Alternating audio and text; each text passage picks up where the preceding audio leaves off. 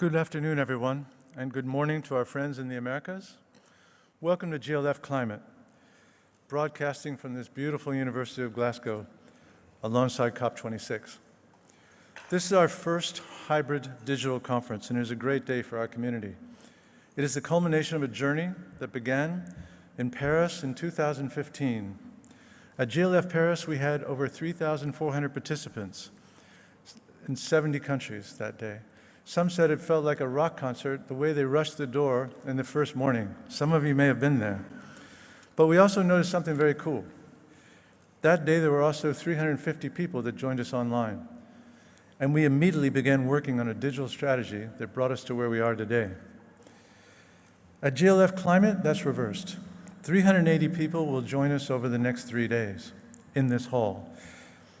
But 3,500 participants have already registered to join us over the next 3 days, and that's from 96 countries. There are about 1,600 people out there right now. Digital conferences are more inclusive, more diverse, more equitable, save public funds, and share information faster. We have already reached 28 million people through social media for this conference. And then there are the carbon emissions. That's the thing that everyone forgets. Or for things first. Over the last 3 conferences, digital conferences, we've saved enough energy to heat more than 3,000 American houses for a year. Those are big houses. Who are the participants? They are local change makers, farmers, indigenous people, community-based organizations, youth, local entrepreneurs, policymakers, and bankers. And they are over 50% women. That carries through to the 370 speakers we will have here over the next 3 days, most of whom are not here. 48% are women. 45% represent indigenous peoples, youth, and community-based organizations. They are the voices of people we never hear from but should hear from. They are the people who cannot afford or are unable to travel to Glasgow because they could not get a visa, or they do not have access to the COVID vaccine. With this wonderful technology that is next door in the room around us, we can bring the COP and future COPs to the people and the people to the COPs. We can no longer afford to keep them out of these important conversations. Welcome to the GLF, and welcome to the future. Thank you.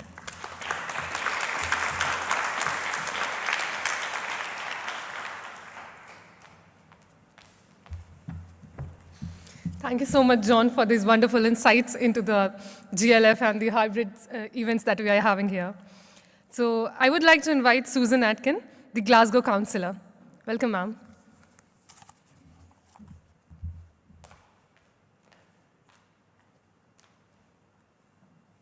Hi, I'm Susan Aiken, leader of the City of Glasgow, the proud host of COP26. I'm delighted to be able to welcome you to GLF Climate's Frontiers of Change event and the critical discussion on the importance of nature on our transition to net zero. So much of Glasgow's message on the road to COP has focused on the role of cities in the galvanising power of international collaboration, but more importantly on cities as the locations for challenges and solutions. Most of us will be familiar with the figures. Over half the world's population live in cities, and they generate over 70% of its greenhouse gases. So much about the climate emergency is an urban agenda. But within that urban agenda, the role of nature-based solutions is absolutely vital, creating safer, cleaner, more livable places. The bang for the buck that we know investment in cities will deliver in the decarbonisation agenda over the next decade is equally applicable to nature-based solutions. In terms of the ecological, environmental and social gains and the well-being of so many of our citizens, natural interventions are bound up within our transition. And that's particularly true for Glasgow, a city once defined by shipyards and heavy industry, and which continues to contend with the deep physical and social scars of our high-carbon past. Translated from Scotland's native Gaelic language, Glasgow translates as the green place. Those unfamiliar with our city might find that ironic, given that just 30 years ago, we lived with the unenviable tag of Europe's preeminent post-industrial city. But we boast more accessible green space and parkland than almost all comparable European peer cities. And there's much to commend in our efforts to place trees and forestation within our transition plans. Our commitment to increase the number of trees across the Glasgow City region by a further 18 million over the next 10 years, the reclamation of former vacant and derelict land within a traditional blue-collar neighbourhood for hugely successful programme of outdoor activities and community engagement, our involvement in tiny forests, the UK-wide programme to create hundreds of small wooded areas no bigger than tennis courts in disused plots of urban land across the UK, and Glasgow's Avenues programme, where the planting of street trees is central to the redesign and reprioritisation of key city thoroughfares and delivering a host of social, environmental and economic benefits. I hope that on your visit to Glasgow you'll experience not just a city going through transition, but one that's delivering on our ambition to place nature front and centre of our solutions for a sustainable, healthier and greener future. Thank you.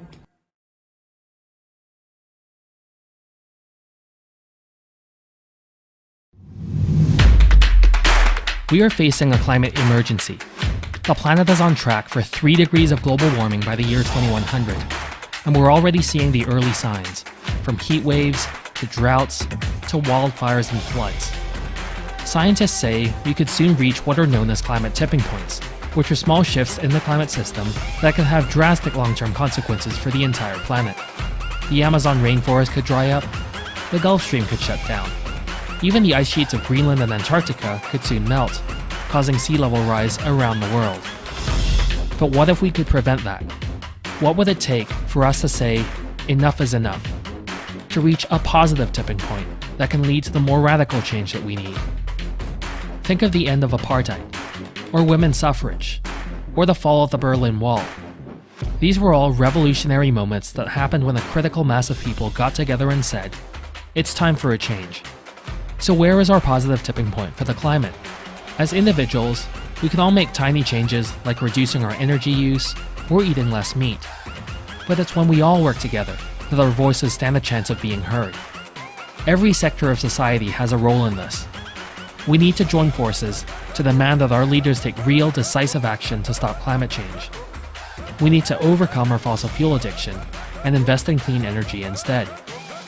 And more fundamentally, we need to rethink economics to not only focus on growth, but also deliver healthy, just, and sustainable livelihoods for everyone. We need to do this together, and we need to do it now. Welcome to the Frontiers of Change. Welcome everyone to GLF Climate, live from the University of Glasgow. I want to say thank you so much to the thousands of you who are joining online from home, the office, and also all of you here in the hall in person. I want to say thank you because we need to do this together. We need to be in conversation together, being frank and honest about our realities, and this is what we're talking about, building a positive tipping point for climate. This is absolutely crucial. We at the GLF believe that the solutions are in the landscapes, where people live and work, and the way that we can uncover and unearth them is through these conversations that happen globally, locally, from the grassroots all the way up. And the reality is, we cannot deliver against the Paris Agreement goals without addressing deforestation, without transforming our global food systems, and transforming our economies by mainstreaming sustainable finance. This is what the event is all about, and this requires systems change. But how do we achieve this change? What conditions are needed, and who is responsible for what? This is what we want to answer in this opening plenary on positive tipping points. Positive tipping points is about planting seeds of positive change at multiple scales, from the grassroots, regional, global, and across sectors, to create positive feedback loops that take us from spiraling into climate disaster to spiraling towards the future that we want. And to get us thinking about how to do this, We have 5 incredible speakers from across scales and sectors, and I'd like to invite you now to join me on the stage, and they're going to tell us what is needed. They're going to talk about the positive signs that they're seeing across the world and tell us exactly what needs to be done to achieve this transformative change. So, we have an opportunity for the next 30 minutes to listen. No matter where you are, what you do, what you studied, we have an opportunity to critically ask ourselves, what role can I play in creating a positive tipping point? What small actions can I make to move us towards transformative change? So I want to ask that we open our hearts and listen deeply, as we heard at the COP, and ask ourselves these questions. So I have the honor to introduce our first keynote speaker, a climate leader from a country with the 3rd largest rainforest in the world, a forest the world cannot afford to lose. I want to now invite the Prime Minister of Papua New Guinea, James Marape, who is joining us via video message.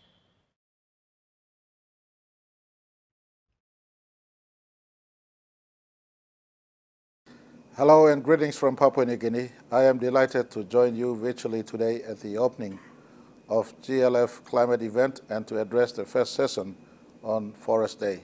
Following the high-level Leaders Summit sessions on Monday and Tuesday, we have high expectations from COP26. Expectations, however, are not results or outcomes, and it is vitally important that we go beyond good intentions and lofty pledges. We must move beyond words and take actions.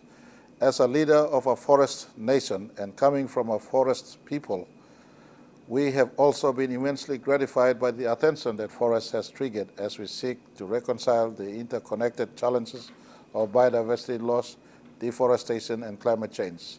God has blessed us in Papua New Guinea with about 13% of world's tropical rainforest and 6% of world's biodiversity. These global assets we want to help preserve. We continue to call for actions that commensurate the level of emissions. That is only fair as we contemplate our need to pursue development, but remain cognizant of our collective responsibility to contribute to environment adaptation and mitigation, and our collective efforts through the MDCs to keep temperatures under 1.5 degrees Celsius.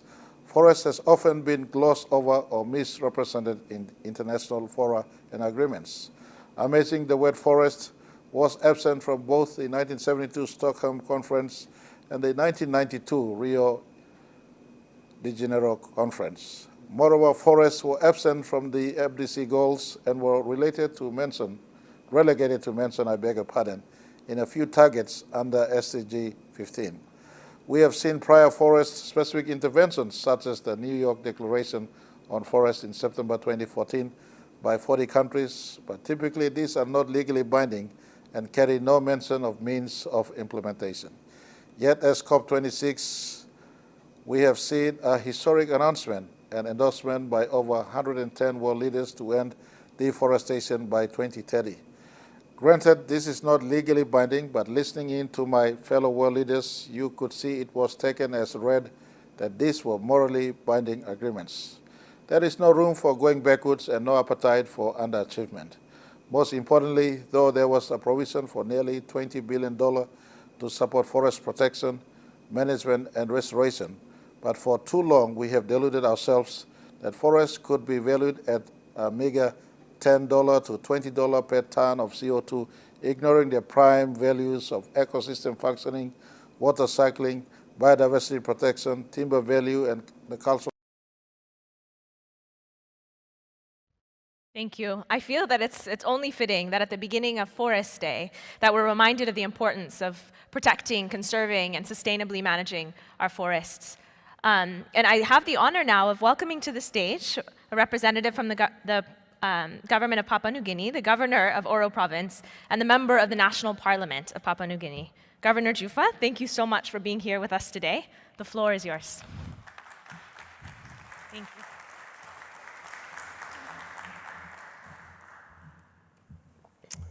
Thank you, and it's an honor to be here at such a wonderful location. It's very awe-inspiring. My name is Gary Jufa, and I come from the Oro Province within the Hunjara tribe, the Soriane clan. And I would like to pay homage to the clan owners who have been custodians of this land where I now stand. I want to talk about how we as a people, a forest people, remain connected to our nature, connected to our forests, connected to all the biodiversity within those forests. And I feel that what has happened in the world is that too many have become disconnected from nature. COVID is a reminder of that. COVID is a red flag and alarm bell ringing to remind us that too many of us have become disconnected from nature itself. We need to reconnect. And the positive signs that this is already happening. I see hope when I have attended COP26 and heard the pledges made, heard the strong statement made about how we can assist those who are custodians and stewards of these forests and who protect the amazing biodiversity that is so vital to life. We need to all reconnect with nature. That is our fundamental responsibility as human beings. That is my view. That is the view of my forest peoples. And I have come here to bring a message of urgency, that if we do not do this, if we do not reconnect, then it may be too late. It may be too late, not just for us as humans, but all the other citizens of this world who also have a right to live on this only planet that we know that has life on it as we know it. I believe that COVID is a reminder. It helps us to empathize because we have been to Earth, most lately, what COVID has been to us. Now we can empathize. Now we know what it's like. We're very proud to partner with international organizations, reputable scientists, governments, development agencies who are now coming to listen to us and not just talk to us, but bring us onto the tables of discussion where we can together make important decisions about how we can maneuver out of this situation. Thank you very much for having me here. And I want to just say that I do not believe there are such things as specific indigenous people in this place or that place, this location or that location. We are all indigenous people, indigenous to Earth, and we have a responsibility to protect this Earth. Thank you very much.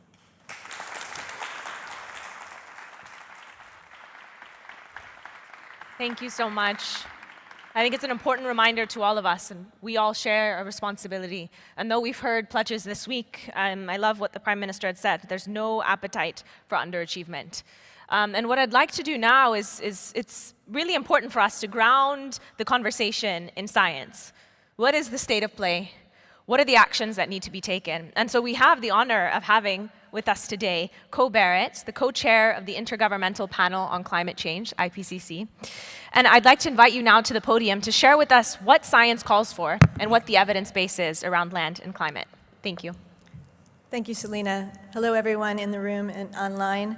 Let me just first start by saying thank you to the Global Landscape Forum for having the forethought to bring us together for positive tipping points.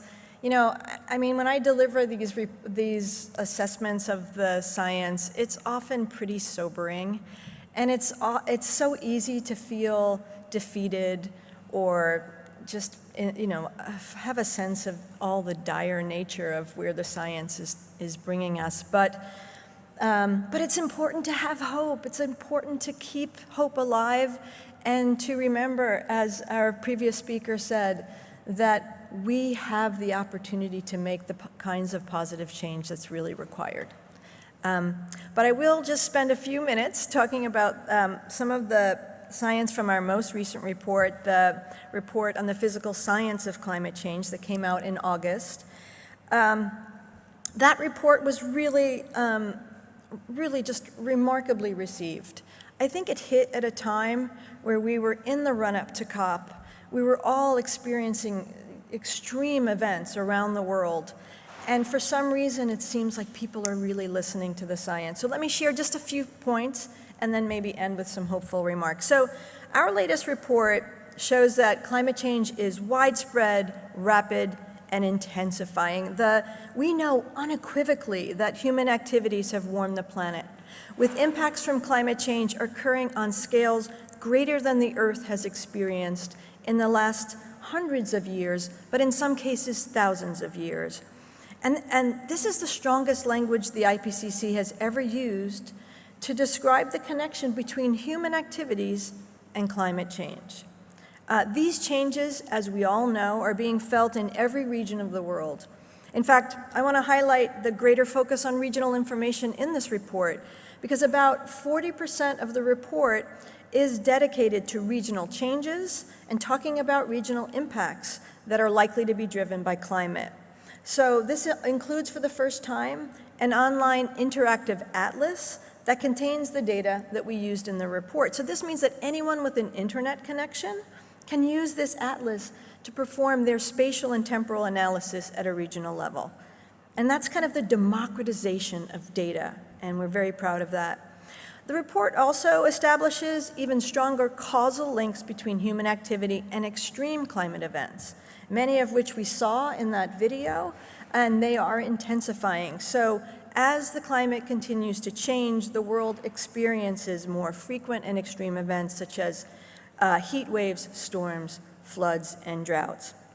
And finally, this report affirms that the Earth has already warmed about 1.1 degrees C above pre-industrial times, with every decade bringing more record-breaking temperatures. This is an undeniable and frankly alarming trend. Keeping 1.5 degrees C alive is so important. We hear it in every conversation here. And I just want to say it's still possible, but it requires us to enact rapid, large-scale reductions in the emissions of all greenhouse gases and to reach net zero CO2 emissions by mid-century. If we don't, we will surpass not just 1.5 degrees C of warming, but even 2 degrees C or higher of warming by the end of this century, which raises the risk of severe climate impacts across this planet. But let's talk about the positive signs. Let's talk about hope. So I want to just say, it is possible to keep to 1.5 degrees and to avert the worst impacts of climate change if we act now. And I just also want to say that even here in the first week of COP, I see many reasons for optimism. First, from a scientific perspective, I don't hear people questioning whether climate change is happening. I think the science has really stuck, and people are not asking, is that real? They're asking, what can we do about it? And how can we act together to solve the problem? I am encouraged by the pledges that have been made of support and commitments this past week. The commitment on deforestation and the commitments on methane, they are really monumental. And the amount of financing that is being pledged to help developing countries deal with this issue is astounding. And I have real faith that the pressure is on and we are going to actually make some transformational change. And then maybe lastly, I'll just say, and John, you referenced this in your introduction, you know, we are really hearing the voices of many more people in this conversation. I was talking earlier as we were preparing for this panel, the IPCC had to hold a virtual approval session in order to approve our report. And we thought that was going to be a tremendous challenge. It turned out we had so many more developing country representatives able to participate because we were doing it virtually. And that enhanced the diversity of our conversation. It helps us to embrace, you know, the perspectives from every side that we need to consider as we come up with the best solutions for climate. So with that, I just want to say I'm so happy to have been here today with you and to join this illustrative panel and to listen to what follows. Thank you.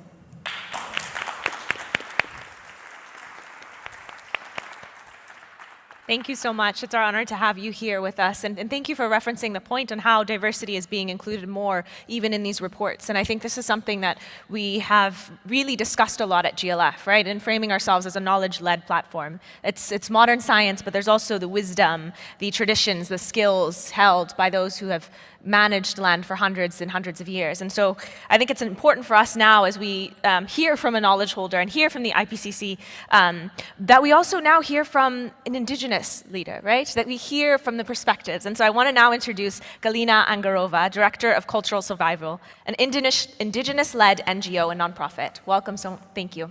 Thank you so much. My name is Galina Angarova, Sembenahundutunu. That's a greeting in my native language. I'm really happy to be here, and thank you, GLF, for inviting. I come from the Abzai clan of the Herit Nation of the Buryat peoples. We lived on the shores of Lake Baikal for millennia, and I'm here representing my organization, Cultural Survival. We're almost 50 years old, indigenous-led, indigenous rights organization that works to uplift indigenous people's self-determination, cultures, and political resilience since 1972. We're a small staff of 29 people, but we are based in our communities. Most of us are based in working from our communities and have intimate relationship with our own elders, with our own land. We're working through a rights-based approach, holistic rights-based approach through advocacy, capacity building, and grant making and communication on the nexus of themes of indigenous climate change solutions, land and livelihoods, the leadership of indigenous women. So I want to emphasize why women, why indigenous women. As an indigenous woman, I know that we don't only carry water or babies, we carry solutions, we carry the future. We uplift our families, we uplift our communities, and we uplift our societies. We're not only storytellers or traditional knowledge holders, we're also land defenders and water protectors, and we have done so for millennia. That's why it is important to support indigenous women's leadership. So I was asked a question by GLF, what are the conditions that are needed for change to happen? Indigenous peoples manage over a quarter of the land surface, and these territories and lands are a home to 80% of the remaining biological diversity. So what's the magic? What's the solution? The solution is that as indigenous peoples, we carry traditional knowledge. And that traditional knowledge was born from that direct relationship between land and our people. And that's the magic solution. It's the brilliance, it's the local brilliance of the people who live on the land that guides us to protect our land. When I'm home, when I arrive to my village, I feel the land right away. It speaks to me right away. So I know what to do because it instructs me. That's what we say, original instructions, because the land informs our people about how to protect. When I go to the forest, I don't pick up every berry in the forest. I leave berries for generations, for the species, for the birds to regenerate themselves or sprout the seeds. The indigenous peoples globally have always known how to protect their land. So what I want to say, what's needed is the political will. Let our people protect our forests. Let our people protect our lands. Let the governments, well, leave us alone. We know what we're doing, and we have done so for millennia. If we want to retain the 25% of the land surface and the 80% of the biological diversity, let the indigenous people do that. So that's my message to the nation states. Over 100 indigenous activists are right now fighting in the walls of the exhibition center to put references to indigenous people's human rights and protections of indigenous people rights in Article 6, and loss and damage, on financing. Please listen to us. We have been coming to these spaces for decades, for years, and we're not heard. Listen to us. This is, I think, that's the solution. And again, I want to emphasize local solutions. I don't believe in scalability. I don't believe in scalable solutions. I believe in local solutions because that brilliance is only coming from the local people. Thank you.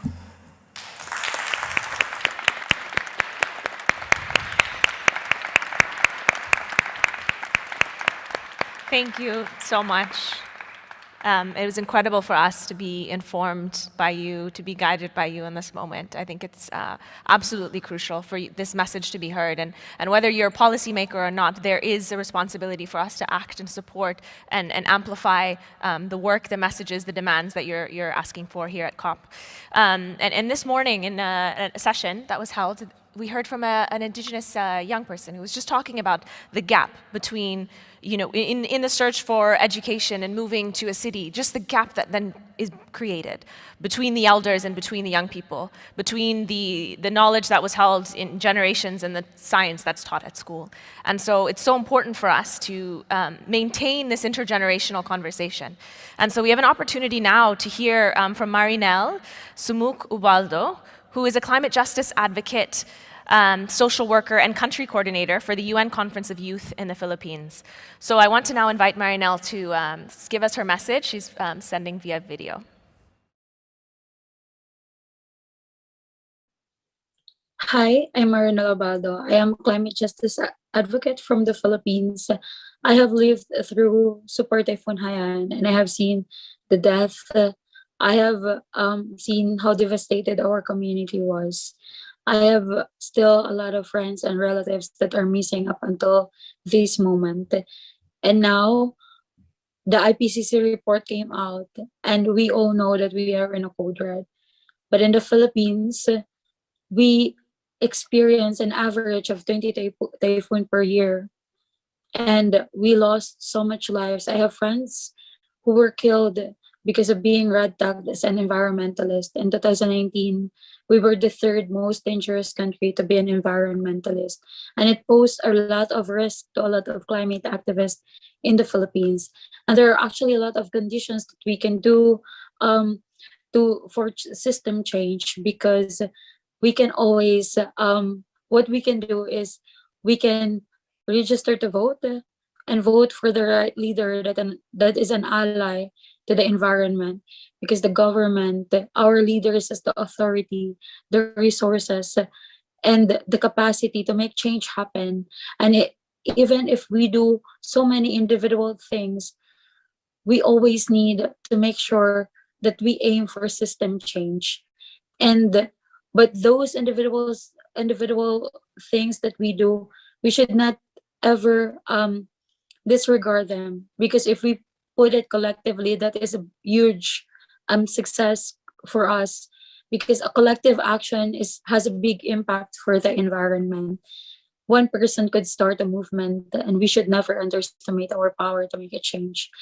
And we have always to make sure that our leaders in the corporations fueling climate change are accountable and are making the right decisions for the communities, because it is the communities that are suffering too much but are emitting less carbon emission. The Philippines is only emitting 0.3 carbon emission in the global carbon emission.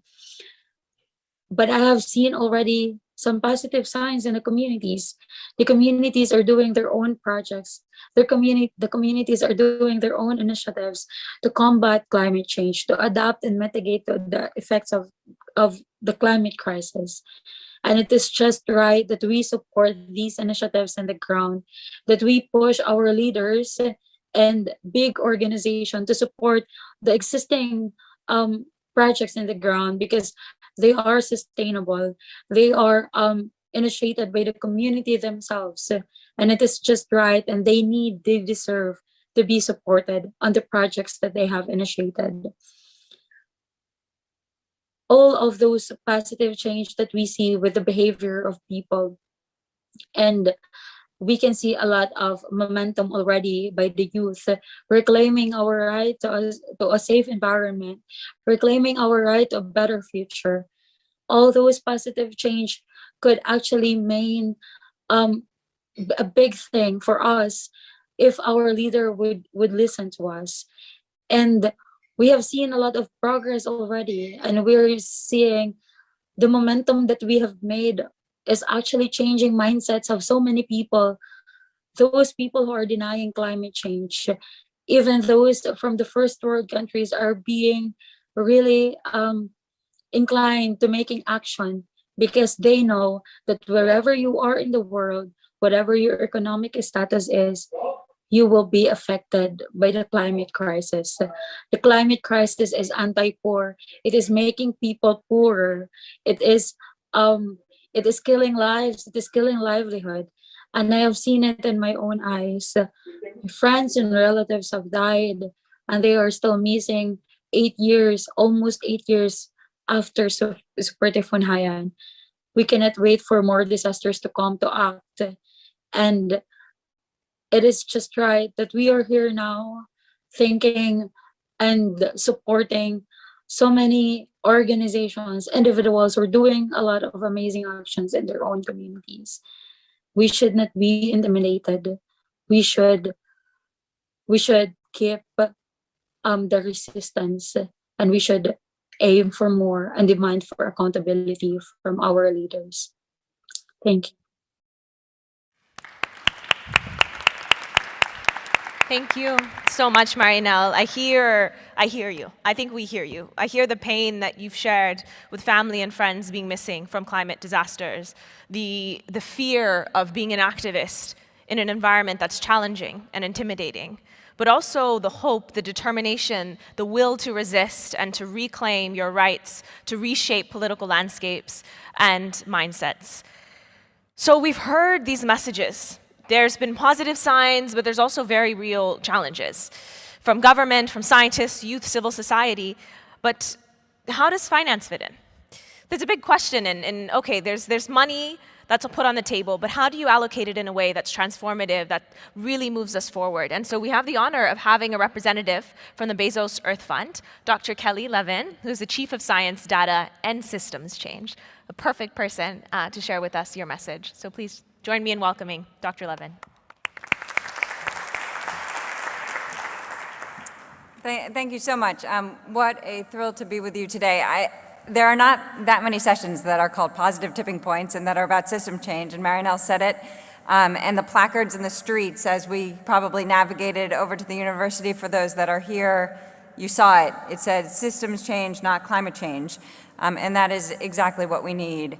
At the Bezos Earth Fund, I'm also a director of something called the Systems Change Lab, which is helping to inform the investments that we make. And essentially, we're looking across the systems that we need to transform, from energy to buildings to industry to transport to land to oceans to freshwater to finance to governance, to the way in which we measure well-being and our economy, and looking at the major transformations that are required. And this is not rocket science, and there are probably tons of ways to kind of slice and dice this, but the science tells us what's needed, and there is a lot of convergence in the literature. And you can identify about 40 or 50 shifts that are required. In the land sector, for example, you can think about the demand and the supply side shifts that have to happen. You need to protect land, you need to restore land, you need to tackle the demand side as well. You need to shift diets, you need to deal with food loss and waste, better management, et cetera. And for each one of these transformations, we are tracking to what extent we're on track, to what extent are we close to reaching these positive tipping points where a little bit of an extra nudge might be incredibly helpful to kind of push it over. To what extent are we completely off track, or actually we're headed in the wrong direction altogether? Deforestation is a perfect example where we're headed in the wrong direction altogether, where deforestation rates and emission rates have been increasing instead of declining. And we recently did a study that looked at 40 or so indicators that would be aligned with 1.5. And the scale of acceleration of change is really quite tremendous. If you think about tree cover gain that's required, that we need to restore lands 3 times faster than we're doing it. Also with wetlands, restoring wetlands 3 times faster in the next decade. And how are we going to get this scale and pace of change? And that's where positive tipping points come in. Some of you may have heard about a $3 billion commitment that the Bezos Earth Fund has made to have a 3-part approach. 1, conservation protection. And this is supporting the 30 by 30 initiative and those governments, civil society around the world that have committed to protecting our land, our ocean. 2, restoration, a restoration agenda, which is so critically restoring what we've lost in the degraded areas. And 3rd, sustainable food management and food systems and agriculture. And these we really see as a 3-pronged stool that is so essential to the problems that we're facing. Then the question is, how do you actually affect change in those systems? And I think what we've all learned is that, unfortunately, there is no silver bullet. These are a series of puzzle pieces. And they're puzzle pieces with the right policies, the right incentives, behavioral change, and it is going to take all of these puzzle pieces to align, sometimes with some kind of exogenous shock, a window of opportunity that the stars align, and we can make rapid change. But how can we deliberately nudge rapid change? And I wanted to talk about two examples where we are spending a lot of our attention thinking about. And the first is around the Congo Basin, where we have made a commitment to invest $100 million, a package of grants over 4 years. And here, the puzzle pieces that will need to come together include a range of different activities. First, identifying which of these areas are high biodiversity and carbon areas to support. How do we build coordination mechanisms among the many different actors who work there? How do we develop supportive policies? How do we support indigenous people and local communities? How do we expand and support the management of protected areas? How do we hire park rangers, training, and then essentially monitoring to make sure that we learn from our experiences? And here, it's just a series of things that come together, which I think will enable us to reach some of these positive tipping points. The second example I wanted to talk about was restoration in Africa. And there is an initiative that many of you probably know about called Africa 100, AFR 100, where we have seen a commitment by 32 countries to restore almost 130 million hectares of land. But yet only 4 million hectares of land right now are under restoration. That is less than 4%. Why is that the case? And we talked about, pledges and implementation of pledges. And here the question is, how do you actually speed this up, given that there is, political will? And here, again, it is not going to be a single solution. It is going to be a question of investable projects. It's going to be intermediary finance, trusted monitoring systems, supportive policies. And when you think about the number of actors on the ground, these are not a few sets of actors, but here these are grassroots African entrepreneurs, community leaders who are going to be the ones who are solving this problem. There was a recent RFP issued for restoration in Africa in some of these countries by One Tree Planted and World Resources Institute, and they had over 3,200 responses from different local organizations. And then the question is, how do you bring that to scale? And what are the financing mechanisms to develop that investable targeted line of pipeline of projects, financial resources to be able to enable this to happen much more quickly at speed and at scale, especially when you think about the fact that 75% of land is community owned in Africa. These are the types of questions that we're wrestling when we're talking about systems change and positive tipping points in the land sector.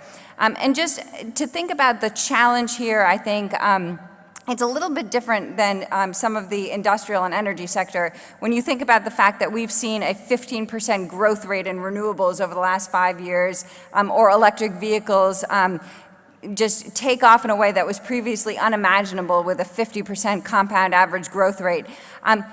The tipping points are a bit different here, as all of you have tremendous expertise in knowing.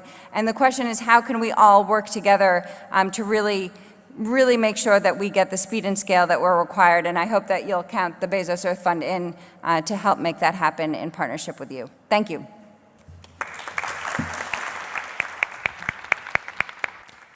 Thank you so much for giving us a glimpse of where that money is going to go and the approach that you're taking at the moment. So, and you've also brought up a lot of topics that's going to loop in really well into this next segment on the UN Decade on Restoration. But what I want to do at this stage is to invite up the Executive Director of C4 to just pull some pieces together for us and give us some closing remarks to round out this opening plenary. Tony, over to you. Thanks very much, Selena. Positive tipping points. What an amazing panel.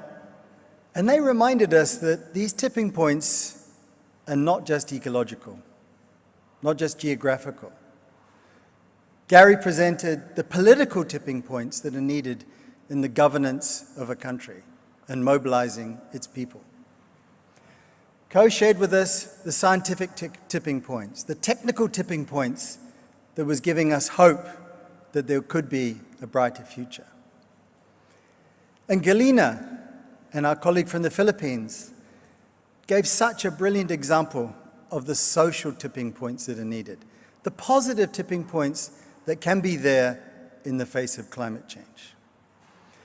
And Lassie Kelly has reminded us that those financial and logistical tipping points are really important. So tipping points are not only climatic, ecological. But what's the point? What is the point? John was the one who launched us on the digital pathway, on trying to bring us together. So whether you're one of the lucky people, the 380 that will join us in this room, or you're one of the 3,500 people online, or one of the 25 million people that will be reached on social media for this conference, let's remind ourselves of that digital dimension. So please all raise your right thumb. You can do it. Right thumb. And now your left 5 fingers. These are your digits. And that is 1.5, yeah? 1.5. So let's keep it digital, okay, to make sure that we're keeping under 1.5. Thank you very much, and please give a warm round of applause to our colleagues.